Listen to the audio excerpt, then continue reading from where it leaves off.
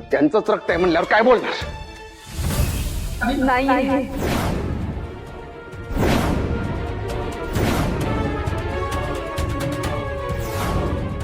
काय म्हणलं? त्यांचं रक्त नाही.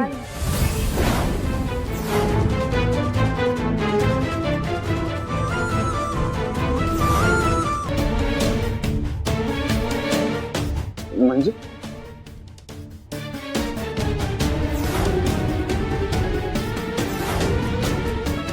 म्हणजे वैदू आमची मुलगी नाही.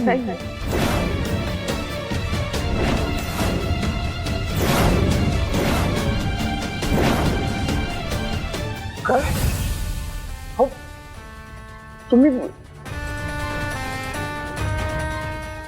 हो वैदू ना एवढीशी असताना हे घेऊन आले माझ्याजवळ. तेव्हा ती कोण आहे, कुणाची पोर आहे, काही न विचारताना तेव्हापासून आजपर्यंत तिचा फक्त सांभाळ केलाय मी.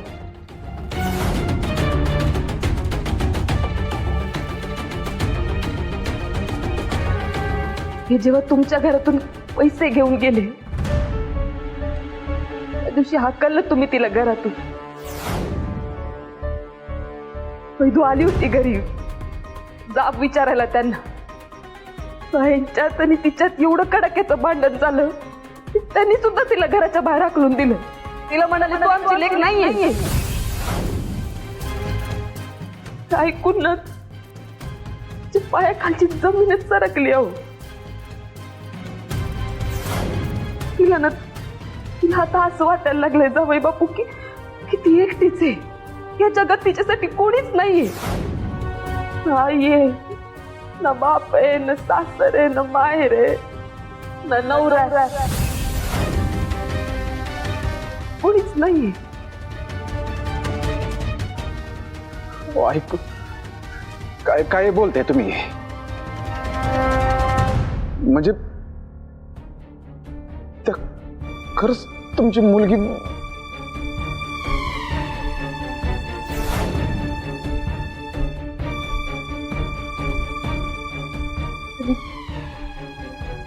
हेच सत्य.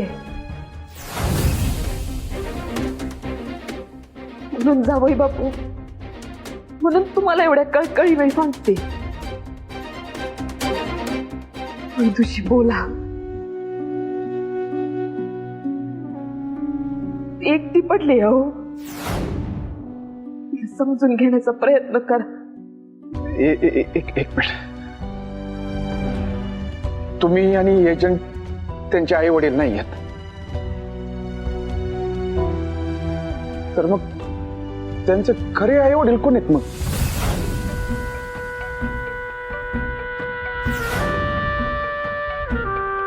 मलाही नाही माहित हो. म्हणजे मला माहित असतं ना तर माझ्या वैदूला ना मी असं कधीच एकटं पडू दिलं नसतं. ते एकच सांगते, ते बघा तिला ना तुमचाच आधार आहे. मी हात जोडते तुमच्या समोर, पण एक नवरा म्हणून तिला सांभाळा. एकटी पडली होती, तिला तुमच्याशिवाय तर कोणीच नाहीये. तिच्याशी बोला, तिला सांभाळून घ्या.